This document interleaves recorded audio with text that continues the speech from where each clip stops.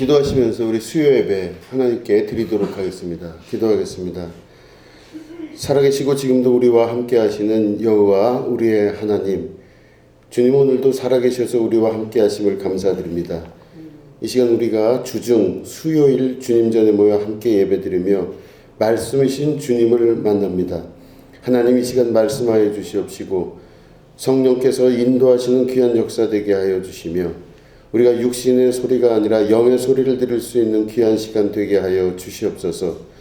장중에 붙잡아 주시고 하나님께서 말씀하고자 하신 대로 말씀하여 주셔서 이 시간 우리가 주님의 나라를 소망하며 주님의 나라를 받아들이며 주님의 나라 안으로 들어가는 축복과 은혜 있게 하여 주시옵소서. 감사드리며 예수님의 이름으로 기도드립니다. 아멘. 우리 하나님 말씀 함께 보시겠습니다. 누가복음 20장 20절부터 26절에 있는 말씀입니다.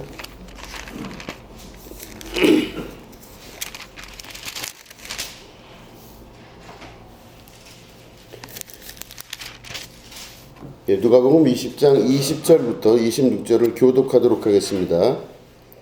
이에 그들이 엿보다가 예수를 총독의 다스림과 권세 아래에 넘기려 하여 정탐들을 보내어 그들로 스스로 의인인 채 하며 예수의 말을 책잡게 하니 그들이 물어보되 선생님이여 우리가 아노니 당신은 바로 말씀하시고 가르치시며 사람을 도구로 취하지 아니하시고 오직 진리로서 하나님의 도를 가르치시나이다. 우리가 가이사에게 세를 바치는 것이 옳으니까 옳지 않으니까 하니 예수께서 간대를 아시고 이르시되 데나리온 하나를 내게 보이라. 누구의 형상과 글이 여기 있느냐. 대답하되 가이사의 것이니이다. 이르시되 그런즉 가이사의 것은 가이사에게 하나님의 것은 하나님께 바치라시니 그들이 백성 앞에서 그의 말을 능히 책잡지 못하고 그의 대답을 놀랍게 여겨 침묵하니라. 아멘. 오늘은 가이사의 것은 가이사에게 라는 제목 가지고 말씀을 함께 나누도록 하겠습니다. 오늘 사실은 이제 속 제목은 주인이 누구인가의 두 번째입니다. 우리 지난주 말씀에 이어서 또 오늘 두 번째 말씀은 이어지는 말씀으로서 누가 진짜 주인인가 하는 부분에 관한 말씀을 함께 말씀으로 나누겠습니다. 오늘 본문 읽은 말씀을 보시면 누가복음 20장에 이렇게 나와 있지만 이 동일한 구절이 마태복음 22장에도 동일하게 나옵니다. 근데 이제 누가복음 20장 우리가 읽은 말씀에는 그 등장 인물들이 이렇게 자세히 나오진 않습니다. 그래서 이제 뭐 바리새인이지 않을까 이제 이렇게 추정을 하는데 마태복음에 보면은 그 사람들이 누군지가 정확히 나옵니다. 마태복음 22장을 보면 바리새인들이 같이 등장하고 또 헤롯 당원들이 같이 등장해요. 그래서 헤롯 당원들하고 바리새인이 둘이 연합해서 예수님에게 다가옵니다. 이게 마태복음 22장에 나오는 이제 그 출연자들의 그 기록이죠. 근데 참 묘한 건 뭐냐면 바리새인들은 그 로마의 압제로부터 로마가 세금을 자꾸 걷어 들이려고 하니까 그거를 이스라엘 민족의 입장에서 반대했던 사람들이 이제 바리새인들입니다. 그럼 이스라엘 바리새인들은요 실제로는 민족주의자들이기 때문에 자기 민족을 중요시 여기는 사람들이었어요. 이스라엘 민족을. 그러니까 민족주의자들이죠. 근데 헤롯 땅이라고 하는 사람들은 어떤 사람이냐면 당시에 그 헤롯 왕의 가계 그리고 그들 집안을 인정해 주면서 그 헤롯이 세금을 걷어가는 것에 대해서 부인하지 아니하고 헤롯에게 우리가 그 세금을 바치는 건 당연하다 이렇게 믿고 있던 유대인들이 바로 헤롯 땅들이에요. 그럼 보면 하나는 바리새인들은 세금을 걷어가면 안 된다 이렇게 얘기하는 사람들이고 헤롯 땅은 아니다. 로마가 우리를 지배하고 있지만 세금을 내야 된다. 당연한 거 아니냐. 이래서 헤롯 당과 바리새인은 근원적으로 따지면 서로 결이 안 맞는 사람들이에요. 하나는 민족주의자들이고 하나는 반민족주의자들이에요. 그래서 이스라엘 사람들의 많은 사람들은 그 헤롯 당을 싫어했어요. 세금을 자꾸 내라고 부추기기도 하고 그런 일을 도모하기도 하다 보니까 이 헤롯을 인정하는 헤롯 당들을 되게 싫어했습니다. 그래서 그 여러 자료들을 보면 헤롯 당을 세리 정도로 싫어했어요. 그래서 우리 성경을 보시면 사마리아 사람을 아주 싫어하고 이스라엘 사람들이 세리를 아주 사람으로도 안 보지 않았습니까? 근데 그와 비슷한 수준이거나 혹은 더 많이 헤롯 당을 미워했어요. 그게 아주 극과 극입니다. 특히 바리새인들은 헤롯 당을 아주 미워했어요. 그랬는데 희한한 건 뭐냐? 지금 바리새인하고 마태복음 22장입니다. 바리새인하고 헤롯 당이 같이 예수님을 공격하려고 손을 잡게 돼요. 한번 볼까요? 우리 한번 확인해 보겠습니다. 마태복음 22장 15절부터 16절을 우리 한번 보도록 하겠습니다. 자, 우리 마태복음 22장 15절부터 16절을 같이 읽겠습니다. 시작. 이에 바리새인들이 가서 어떻게 하면 예수를 말의 올무에 걸리게 할까 상의하고 자기 제자들을 헤롯 당원들과 함께 예수께 보내어 말하되 선생님이여 우리가 아노니 당신은 참되시고 진리로 하나님의 도를 가르치시며 아무도 꺼리는 일이 없으시니 이는 사람을 외모로 보지 아니하심이니이다. 아멘. 저 보시면 바리새인들이 자기 제자들을 헤롯 당들과 함께 섞어서 예수님에게 보냈대요. 그러니까 이거 보시면 여러분 예수님을 공격하기 위해서는 원수인 사람들도 힘을 합칩니다. 그죠? 우리가 자세히 이걸 보셔야 되는 게 예수님을 공격하기 위해서는 원수들도 힘을 합쳐요. 그러니까 영적인 부분의 문제를 우리가 잘 이해할 수 있으셔야만 됩니다. 자, 보시면 여러분 다메섹 도상에서 바울이 예수님을 만나죠. 그죠? 다메섹 도상에서 이렇게 가다가 예수 믿는 사람들을 죽이려고 가다가 예수님의 음성을 듣습니다. 예, 그 당시 이름이 이제 사울이죠. 그래서 갑자기 빛이 막 비치면서 이 사울이 말에서 떨어져요. 그런 상태에서 예수님이 음성을 이 사울에게 들려주십니다. 사울아, 사울아. 그래 말에서 떨어진 이 사울이 깜짝 놀라서 묻죠. 누구십니까? 나는 네가 핍박하는 예수니라. 이렇게 말씀을 하셨어요.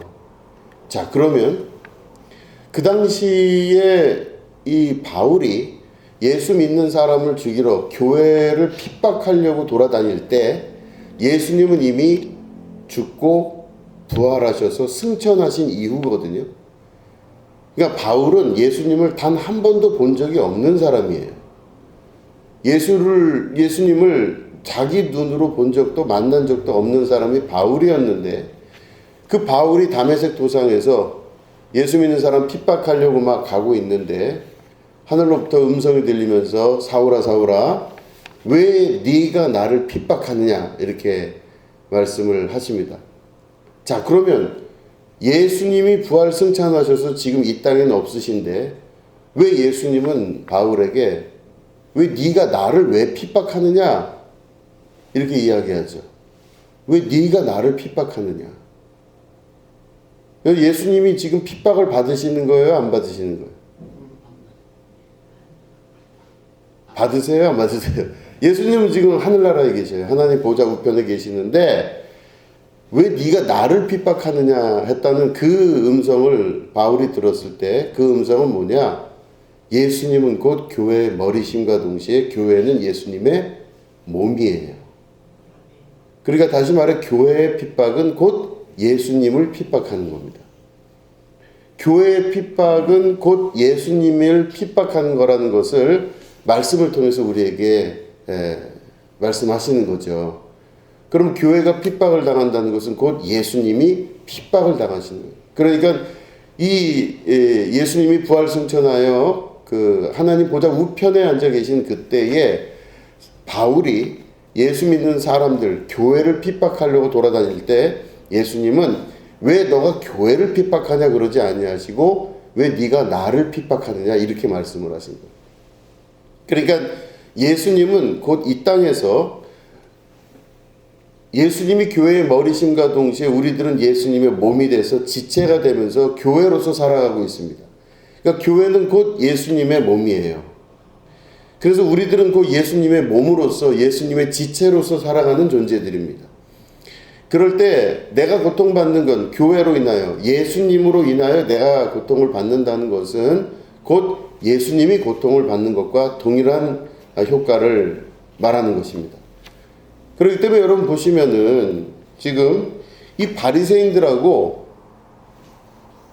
헤롯당원들이 서로 같은 결이 아니에요. 서로 원수같이 지내고 미워하고 서로 핍박하고 죽이지 못해 안달인 두 집단이 예수님을 핍박할 때는 하나가 된다는 겁니다.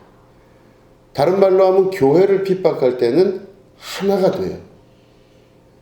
그렇기 때문에 우리가 교회의 이 영적 분위기를 잘 이해할 수 있어야 되는 게 시간이 가면서 물론 교회가 자기 스스로 잘못한 부분들이 있고 이 교회의 사람들의 모임이기 때문에 사람들이 잘못된 가치관과 잘못된 사상 또 잘못된 행위 잘못된 모습으로 인해 가지고 자기들이 잘못한 것들이 분명히 있어요. 이거는 핍박을 받아 혹은 사람들로부터 비난받을 만한 일이 있으면 이거는 고쳐 나가야 되는 것들입니다. 그런데 그런 것들이 없음에도 불구하고 핍박을 받을 수 있다는 것입니다. 영적 세계에서는 그래서 서로 반대되는 존재들까지도 예수님을 핍박하고 교회를 핍박한 데는 하나가 된다는 것. 그러면 다시 말해 그들의 목적은 바로 뭐냐면 그들이 두루 도는 그 굶주린 사자처럼 삼킬 자를 찾으러 돌아다니는 것처럼 마귀는 오늘도 교회를 핍박하며 각 예수 그리스도가 내 안에 계신 주님의 거룩한 성전인 우리 한 사람 한 사람들을 핍박하는 데 있어서는 무슨 수를 써서도 무슨 일을 가지고서라도 핍박하는 데 최선을 다한다는 걸 우리가 알 수 있으셔야 돼요. 그렇기 때문에 내가 핍박을 받는다. 내가 만약에 어떤 무슨 잘못이 분명히 있거나 어떤 문제가 있을 때 핍박을 받는다는 건 내가 잘못한 거는 고쳐야 돼요. 그거는 내가 회개하고 반성하고 고쳐야 될 일입니다. 그런데 그럴 이유가 없다고 생각할 때 오는 핍박은 그리스도께서 오늘도 나를 통하여 핍박을 받으시는 그 일들이라는 걸 알 수 있으셔야 돼요. 이 영적인 사건 중에서 한 부분이라고 하는 것입니다. 영적인 일들은 그렇게 조성이 되고 나타납니다.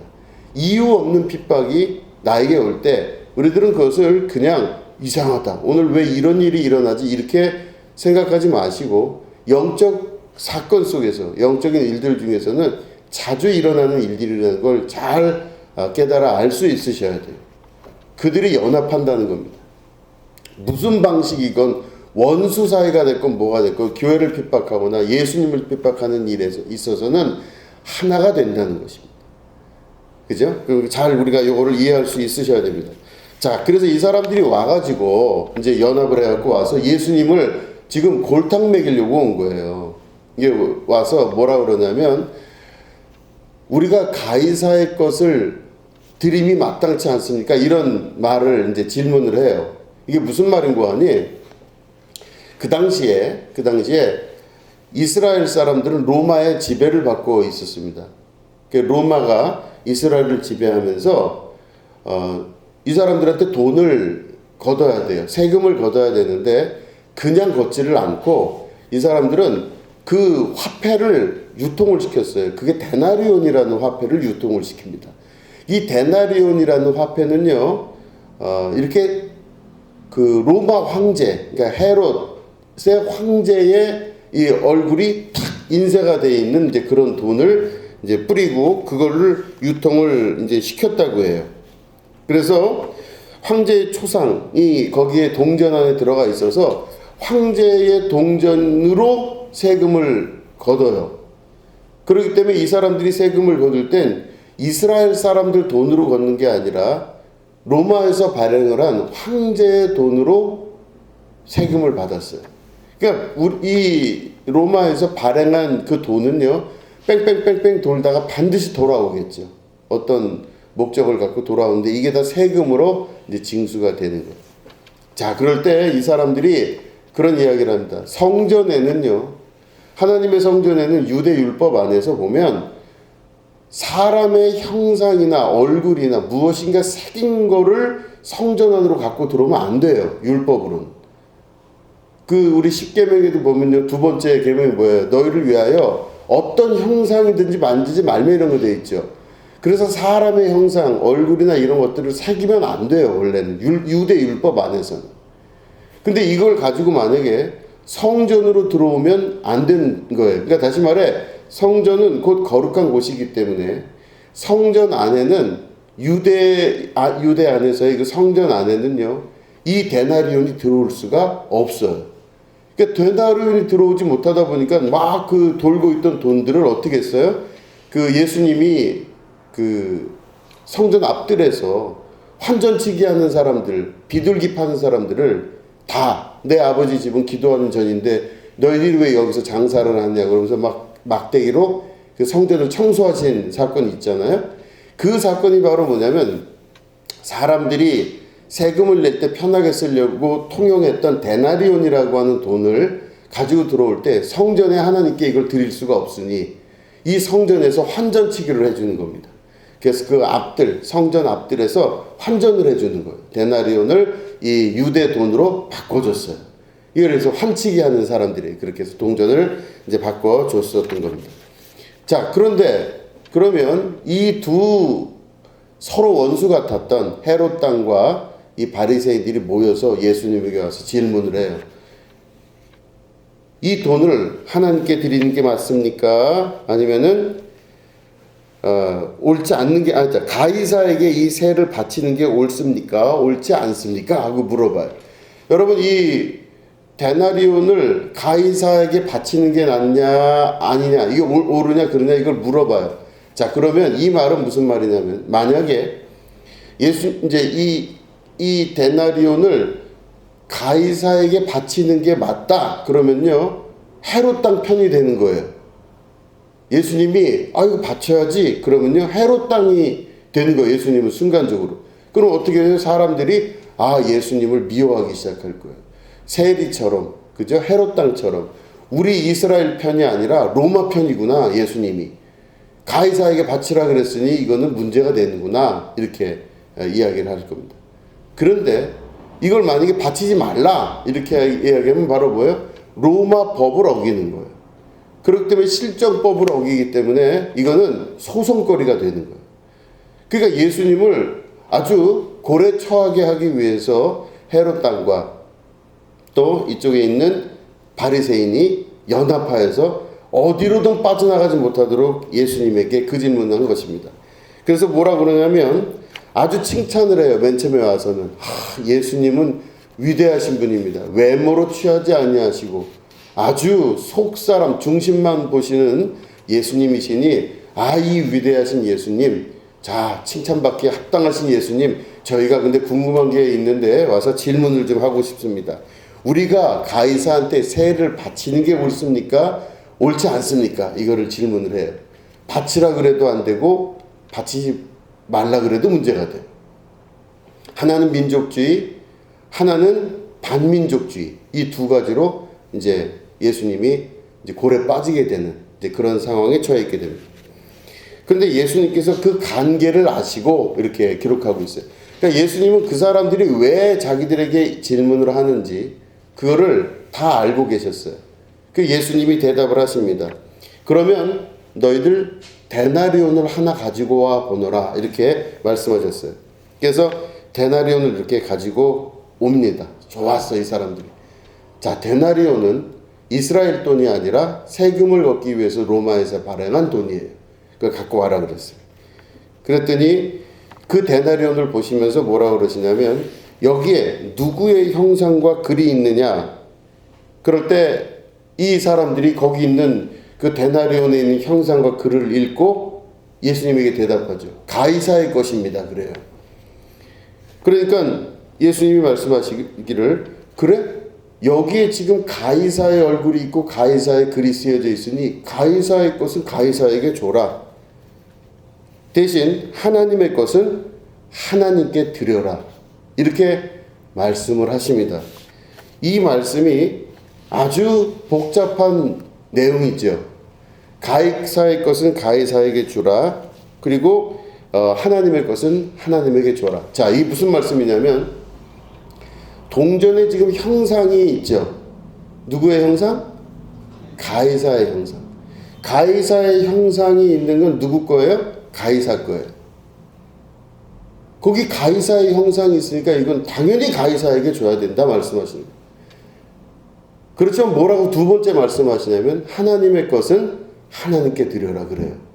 자, 하나님의 것이라고 나와 있지만 이거는 지시대명사를 반복적으로 사용하지 않는 히라보의 특성상 하나님의 것이 아니라 원래 뭐냐면 가이사의 형상이 적혀져 있는 건 가이사에게, 하나님의 형상이 있는 건 하나님에게예요.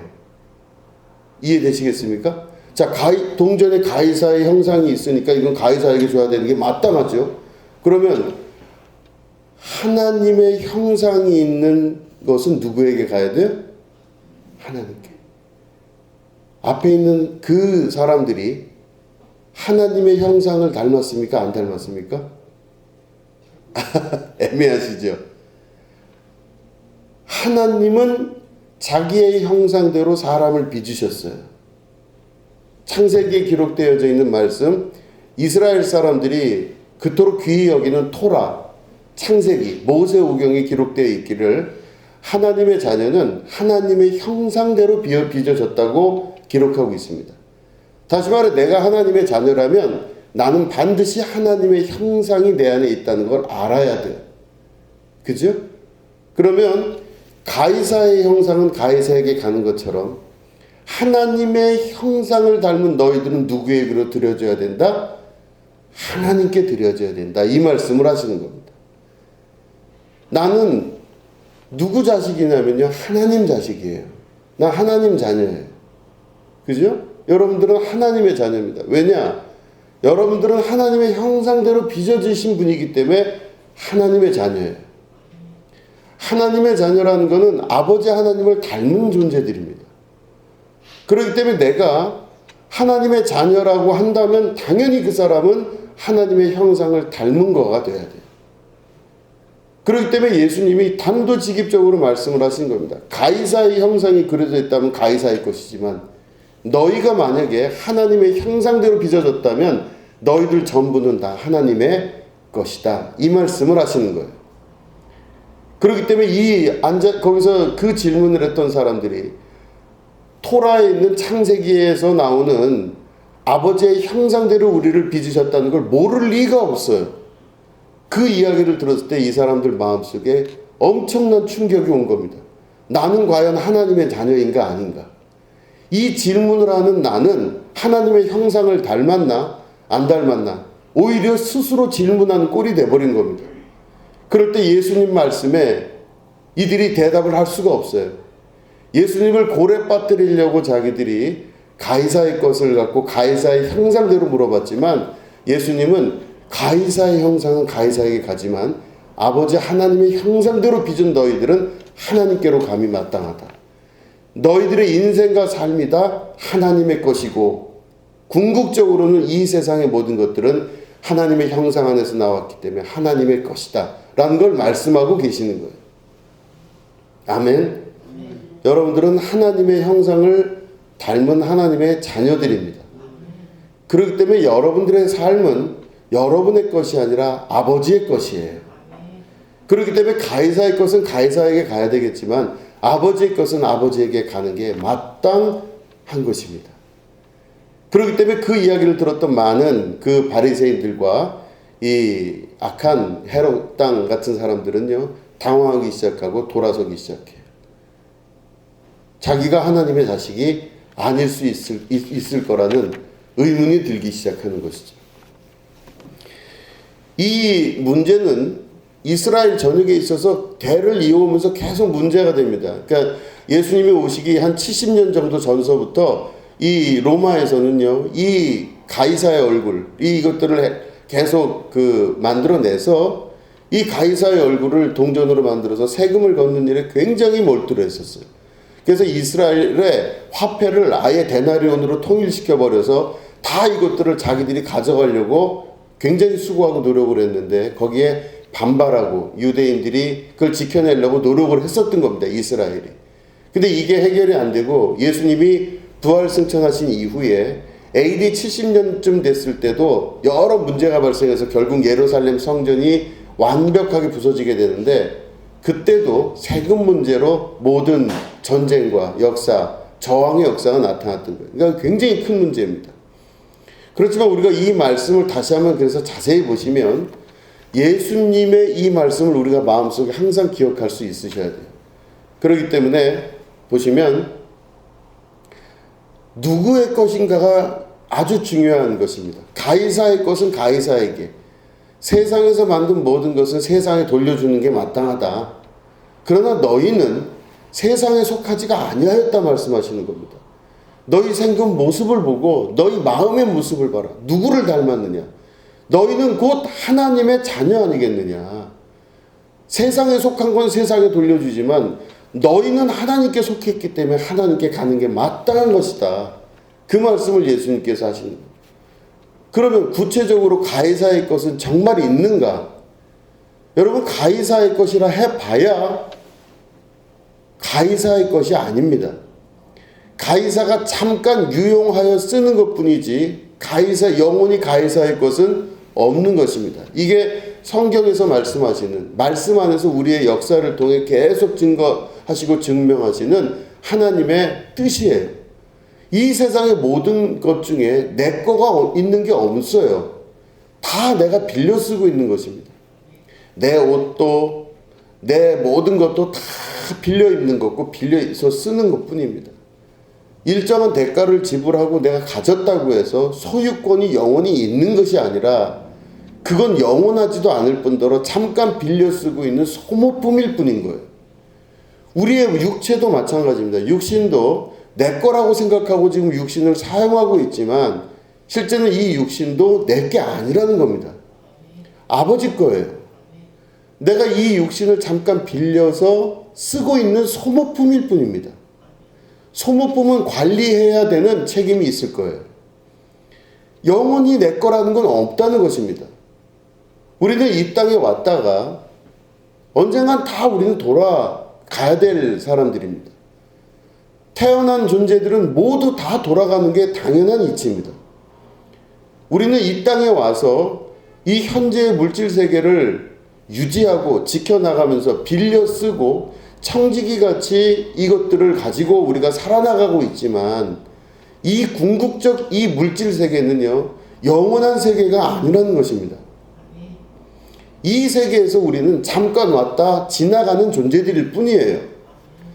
그렇기 때문에 여기서 영원히 내 것이라고 하는 주제 자체가 처음부터 문제가 있는 거고 말이 안 되는 얘기입니다. 가이사의 것이라고 이야기하는 것들도 실제로 가이사의 것은 없는 것입니다. 그가 어떤 방식으로든 그걸 가지고 자기가 이걸 유용하여 쓰는 것뿐이지 진짜 가이사의 것은 없어요. 다 하나님의 것입니다. 아버지의 것이기 때문에 이 소유권에 관한 구체적 문제가 나올 때는 궁극적으로 우리는 이 믿음을 가지고 실천하면서 살아갈 수 있어야 되는 것입니다. 그러니까 지난주에 우리가 말씀을 나눈 것처럼 포도원에 이제 농부들을 불러들여서 그 주인이 외국에 나갔을 때 이 포도원을 맡겼을 때 포도원에서 나오는 모든 것들을 사용할 수 있고 모든 열매를 거둘 수 있지만 너희들이 그 거둔 열매에 수익금의 일부를 나누어서 여기가 원래 이 포도원이 너희들 맘대로 쓸 수 있지만 너희들 게 아니라 이 주인이 따로 있다라고 하는 이 세계를 우리들에게 말씀하셨어요. 소유권은 주인이 따로 있는 것입니다.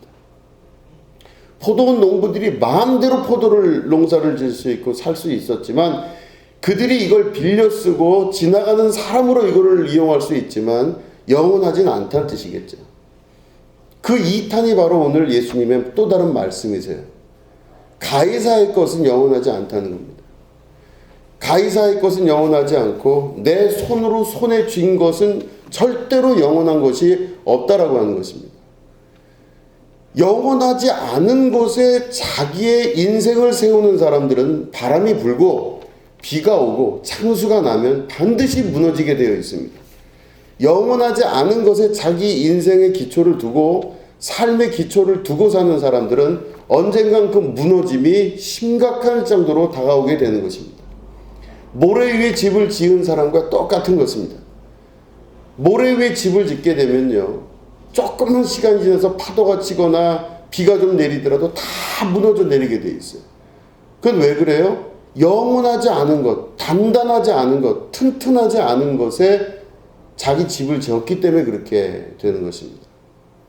그런데 영원한 것에 자기의 집을 짓는 사람, 영원히 변치 않는 그 반석 위에 자기의 집을 짓는 사람은 비가 오고 창수가 나고 바람이 불고 별의별 일이 다 벌어져도 절대로 무너지지 아니한다고 말씀하고 계시는 것입니다. 과연 영원한 게 무엇일까요? 영원한 것은 하나님 아버지의 주권입니다. 이 세상에 대한 모든 소유가 주님 앞에 속해 있다라고 하는 하나님의 주권은 영원한 것입니다. 가이사의 주권은 영원하지 않아요. 가이사가 케사르, 시저라고 그러죠. 시저. 이게 다 같은 말입니다. 가이사, 케사르, 시저. 이게 다 같은 말들이에요. 그러니까 로마의 황제는 어마어마한 사람이었어요. 그 사람은 뭐 상상할 수 없는 권력을 갖고 있는 사람이었겠죠. 그 가이사라고 하는 존재, 시저라고 하는 존재는 영원할 것 같았지만 우리는 알고 있습니다. 시저는 죽었습니다. 가이사는 없어요. 가이사는 우리 기억 속에도 없고 관심거리도 아닙니다. 그는 갔습니다. 죽은 거예요. 영원할 것 같았던 그 모든 권력과 힘, 모든 것들은 영원하지 않고 끝나버렸습니다. 가이사 이후에 또 다른 어떤 존재들이 그 힘을 다시 물려받아서 쓰고 있지만 그 사람들도 다 죽었습니다. 지금도 누군가가 권력을 쥐고 쓰고 있겠지만 그 사람도 죽을 겁니다. 모든 것들을 쥐고 잠깐 쓰고 있는 사람들은 반드시 죽습니다. 영원한 게 하나도 없다는 뜻이에요. 그의 것이 있다, 이거는 말이 안 되는 것입니다. 그가 빌려 쓰고 있는 것은 있지만 그의 것은 없습니다.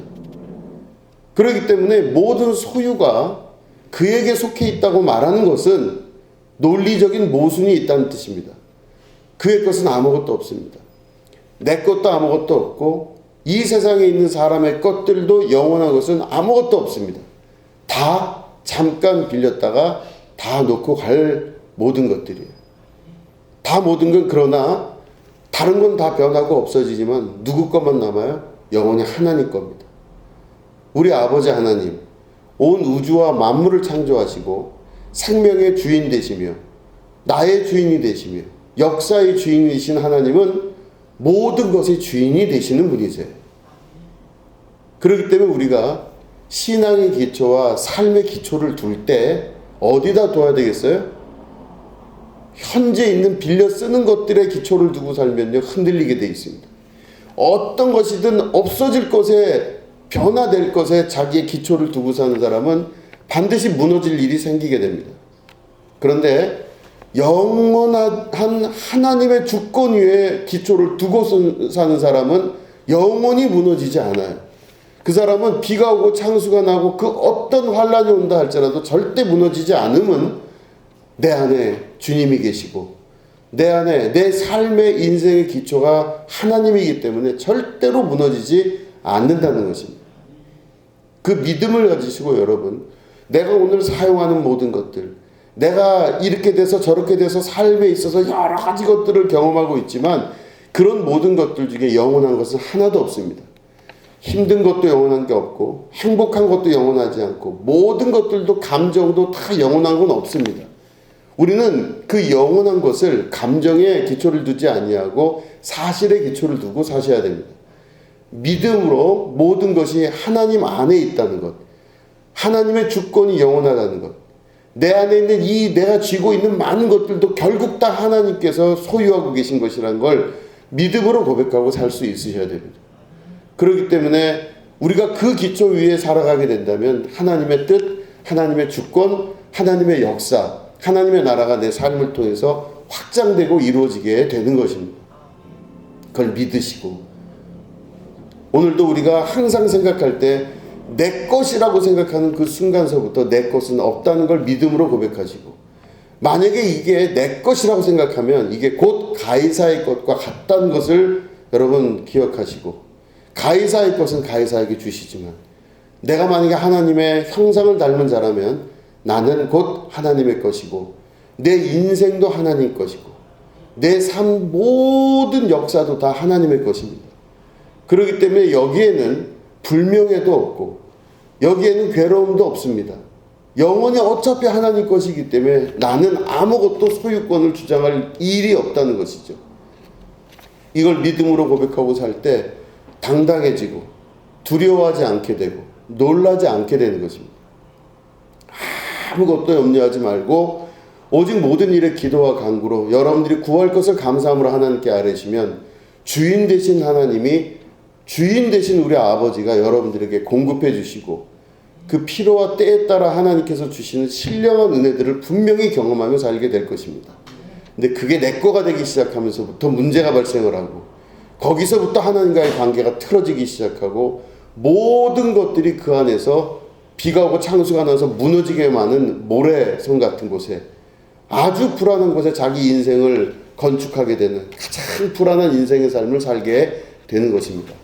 세상 성공한 것 같이 보이는 사람, 세상 대단한 것 같이 권력을 쥐고 있는 많은 사람, 세상에 그 정도로 무시무시하게 어마어마한 힘을 자랑했던 많은 사람 다 죽었습니다. 그 사람들은 흔적도 없이 사라진 이때 그 사람들이 쓰고 남겼던 많은 것들은 주변 사람들이 쓰고 있지만 결국 그들도 다 죽을 것입니다. 결국엔 모든 것이 하나님께 속해 있다는 걸 믿는 믿음의 사람들은 이 모든 것들을 사용하여 갔지만 구체적으로 하나님 안에 들어갔을 때 그 영원한 세계 가운데 영원한 아버지의 나라를 이 땅에서부터 우리가 누리며 살 수 있는 주님의 백성들이 될 수 있다는 걸 믿으시고, 여러분 모든 게 다 주님께 속해 있다는 것을 마음속에 기초를 삼으시고 신앙생활 하시기 바랍니다. 주님께서 여러분들에게 주시는 신령한 축복과 도우심과 인도하심과 공급하시는 은혜를 경험하시는 축복이 있으시게 되기를 주님의 이름으로 축원합니다. 기도하겠습니다. 하나님 아버지, 감사하고 또 감사합니다. 이 세상의 모든 것은 주님의 것입니다. 나는 아버지의 형상을 닮은 자녀입니다. 내 삶과 내 인생의 모든 것도 아버지의 것인 줄로 믿습니다.